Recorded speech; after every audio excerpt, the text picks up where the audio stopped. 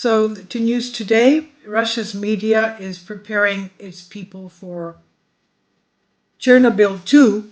Kiev will detonate, they say, a dirty bomb in a big city, setting up the apocalypse. And they want to turn their former lands into a desert. This is an article by a Greek reporter. Moscow preparing the Russian people and international public opinion as well for the worst.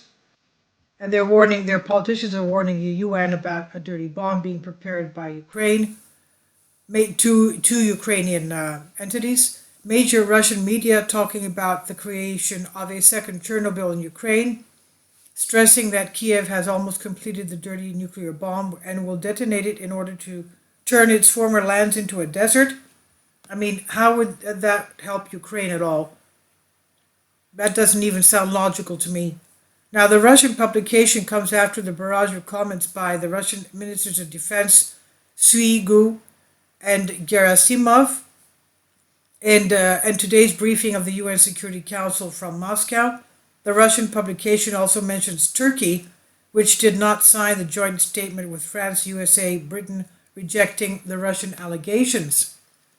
A week ago, the US President Joe Biden warned Russia not to even think about using nuclear weapons on the war front in Ukraine.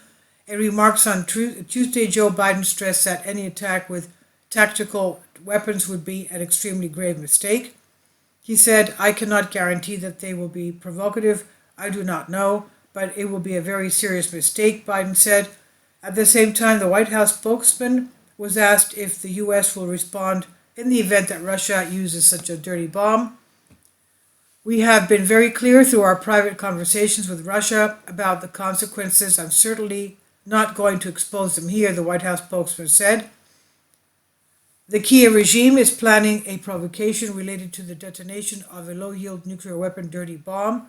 This was announced October 24th by Lieutenant General Igor Kirillov, chief of the Radiological, Chemical, Biological Defense Forces of Armed Forces of the Russian Federation. The purpose of the provocation is to accuse Russia of using weapons of WMDs in Ukraine theater operations, thereby launching a strong anti-Russian campaign in the world aimed at undermining trust in Moscow.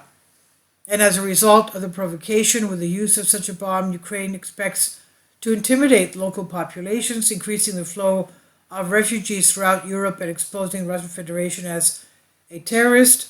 Of course, conventional nuclear bombs have much more destructive capabilities than dirty ones, but from the point of view of radioactive contamination of the territory, the latter are much more dangerous. The level of radiation after the explosion of a classic atom bomb falls relatively quickly. Hiroshima and Nagasaki began to rebuild less than 5 years after the US bombing. In the case of the explosion of a dirty munition, the period of contamination is measured not in years but in centuries. So modern Ukraine has neither specialists nor scientific research institutes to develop an atomic bomb. The same is not true, though, for a dirty bomb, quote unquote. It does not require any special means of delivery nor any serious technology to create it. The Kiev regime has a motive and opportunity and a desire to detonate such a thing, and the current leadership of Ukraine has shown the world many times its ability not to count victims. So after the blow-up of the Crimea Bridge and various other events, things are getting very much escalated. But if there is at least one opportunity to prevent such a thing of the Kiev authorities through negotiations, it must be used. In fact, it is useless to talk with Zelensky, who recently spoke about the need for strikes on Russia. But however, it is as it has known owners, and it's still worth talking to them, no matter how strained the relationships are. October 23rd, Russian Defense Minister Sergei Shoigu held talks with colleagues from 4 states at the same time, with the British Ben Wallace of the United States, Lloyd Austin of Turkey, Lloyd Austin is not of Turkey, it's from the United States, Turkey's Hulusi Akar, and Sebastian Lecourneau of France. And during the talks, the situation in Ukraine was discussed with each of them. Syugu noted that there is steadily a trend of escalation, also stating Kyiv is preparing to challenge a challenge with the use of such dirty bombs. After the conversation, 3 of the 4 defense ministers, 1 American, 1 British, and 1 French, issued a joint statement disputing this claim, traditionally stating the need to support the Kyiv regime. However, even though no one expected anything else from them, it was worth talking about. It's very important that the head of the Turkish Ministry of Defense did not join the statement of NATO colleagues, although it would be very strange when issuing a joint statement. The other 3 ministers did not communicate with their Turkish counterparts, de jure the closest ally in the North Atlantic Alliance. Thus, Turkey refused not by accident but on purpose. We know that Turkey is Russia's ally. And Russia, unlike the United States, Britain, France, certainly listened. And while it's not very pleasant to receive such a response from Washington, London, and Paris, Russia simply had to make sure that key NATO countries were informed of Zelensky's intentions. They can issue as many joint statements as they want, but that Moscow has officially warned them is already on the record. I don't know if that's going to make any difference, so or not. Moreover, this data is now available to everyone, including neutral countries. So Russia's hands are tied, but action is imperative. In fact, Zelensky and his team are preparing to stage an apocalypse in Ukraine, they say, as a second Chernobyl. But unlike the man-made disaster that occurred accidentally in 1986, anything can happen to a large city to render it uninhabitable forever. Different isotopes decay differently, but even in the best case, this will take centuries. And the half-life of plutonium-239, for example, is a whopping 24,000 years. This is not wrong. That is, the Chernobyl exclusion zone can become 100% safe after 240 centuries, a period when humanity itself may no longer exist. So imagine the same thing happening on the territory of a large Ukrainian city like the eastern parts that were annexed to Russia, Donetsk, Lugansk, Zaporizhia, and Kherson, that joined Russia.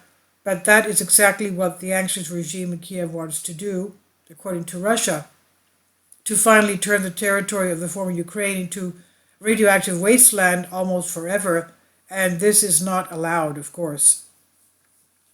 The dirty bomb would contain radioactive isotopes and explosive.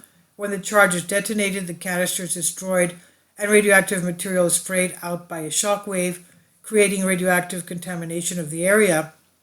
And as a radioactive substance, uranium oxide can be used, which is found in the composition of fuel elements stored in nuclear fuel storage facilities and in fuel tanks of nuclear power plants. In addition, radioactive substances from spent nuclear fuel storage facilities of the Chernobyl nuclear plant can be used. And according to the plans of the Kyiv regime, the explosion of such ammunition can be disguised as an abnormal operation of Russian low-yield nuclear munition in which highly enriched uranium is used as a charge. And the presence of radioactive isotopes in the air will then be recorded by the International Monitoring System sensors installed in Europe, with a subsequent accusation of the Russian Federation for the use of these types of weapons. This is from War News 247 Greece, and I've translated this from a Greek article. Let's hope this thing never happens. Because of the fact that Ukraine, of course, listens to what the U.S. says, basically from what one of the Russian politicians said today, and I have a couple of videos back, he claims that the Ukraine is already a U.S. colony, that it takes all its orders from the U.S., from Biden, and that the Pentagon is in charge of the Ukrainian army. So obviously, I don't think Ukraine would be, or Zelensky would do anything against the wishes of Biden and the United States because of that reason. Tell me what you think. Please leave your comments, and thank you for your support. Kindly support my Patreon account. The daily posts are 5 videos daily, and they are totally different from what I have on my YouTube channel. Thank you so much for your support, and that you find all my content so interesting. You'll find the Patreon account details in the description box below.